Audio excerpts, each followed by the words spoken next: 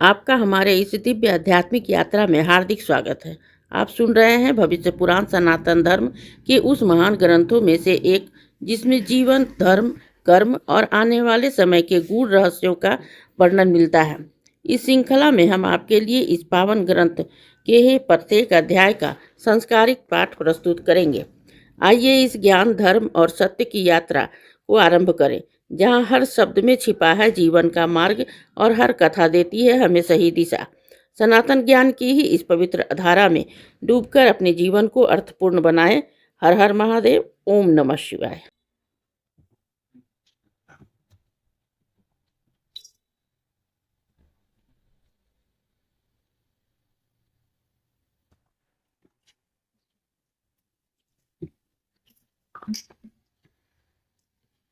चतुर्थी कल्प वर्णन में गणेश जी का विघ्न अधिकार तथा उसकी पूजा विधि।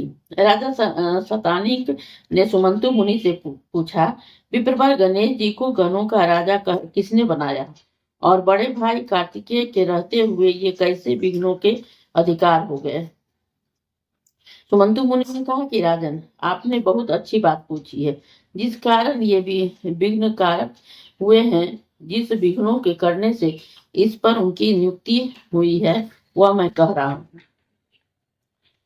उसे आप एकाग्रचित होकर सुने। पहले कृत युग में प्रजाओं की जब सृष्टि हुई थी, तो बिना विघ्न बाधा से देखते ही देखते सब कार्य सिद्ध हो जाते हैं। अतः प्रजा को बहुत अहंकार हो जाता है। क्लेश रहित एवं अंधकार से परिपूर्ण जब प्रजा को देखकर ब्रह्मा ने बहुत सोच विचार करके ही प्रजा समृद्धि के लिए विनायक को विनियोजित किया। अतः ब्रह्मा जी के प्रयास से भगवान शंकर ने गणेश को ही उत्पन्न किया और उन्हें गणों का अधिपति बनाया। राजन, जो प्राणी गणेश के बिना पूजा किए ही कार्य आरंभ करता है, उसके लक्षण मुझसे सुनिए। वह व्यक्ति स्वप्न में भी अत्यंत गहरे जल में ही अपने को डूबते, स्नान करते हुए और केश मुड़ाए हुए देखता है। कसाय वस्त्र से ही आच्छादित तथा हिंसक विग्रादी पशुओं पर अपने को चढ़ता हुआ देखता है। अत्यंत जो गर्दभ तथा ऊंट आदि पर चढ़कर परिजनों से घिरा हुआ अपने को जाता हुआ देखता है। जो मानव केकड़े पर बैठकर अपने को जल के तरंगों के बीच गया हुआ देखता है, वह पैदल चल रहे लोगों से घिरकर यमराज के लोक में जाता है। वह अपने को स्वप्न में देखता है, वह निश्चय ही अत्यंत दुखी होता है। जो राजकुमार स्वप्न में अपने चित्त और आकृति को विकृत रूप से ही अवस्थित करवीर के फूलों की माला से विभूषित देखता है, वह उन भगवान विंघेश के द्वारा ही विघ्न उत्पन्न कर देने के कारण ही पूर्व वंशानुगत प्राप्त राज्य को प्राप्त नहीं कर पाता।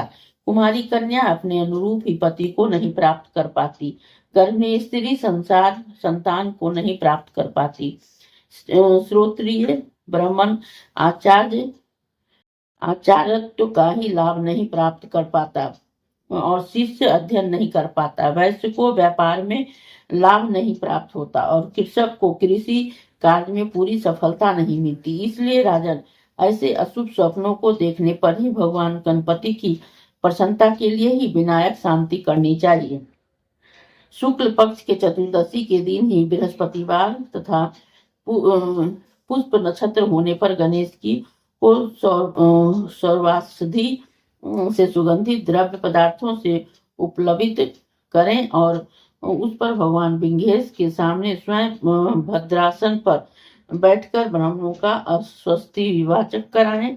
तदंतर भगवान शंकर, पार्वती और गणेश जी की पूजा करके सभी पितरों तथा ग्रहों की पूजा करें। 4 कलश स्थापित कर उसमें सप्त मृतिका, गुंगुल और गोरोचन आदि द्रव्य और सुगंधित पदार्थ छोड़े। सिंहासनस्थ गणेश जी का स्नान कराना चाहिए। स्नान कराते समय ही इस मंत्रों का उच्चारण करें। इन मंत्रों से स्नान कराकर हवन आदि कार्य करें। अनंतर हाथ में पुष्प, दुर्वा और सर्पसन लेकर ही गणेश जी की माता पार्वती को 3 बार पुष्पांजलि प्रदान करनी चाहिए। मंत्र उच्चारण करते हुए इस प्रकार प्रार्थना करनी चाहिए।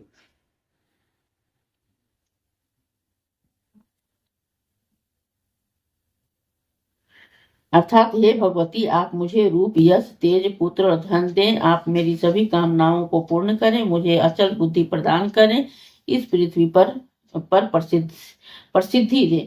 प्रार्थना के पश्चात ही ब्राह्मणों को तथा गुरु को भी भोजन कराकर उन्हें वस्त्र, युगल तथा दक्षिणा समर्पित करें। इस प्रकार भगवान गणेश तथा ग्रहों की पूजा करने के से सभी कर्मों का ही फल प्राप्त होता है।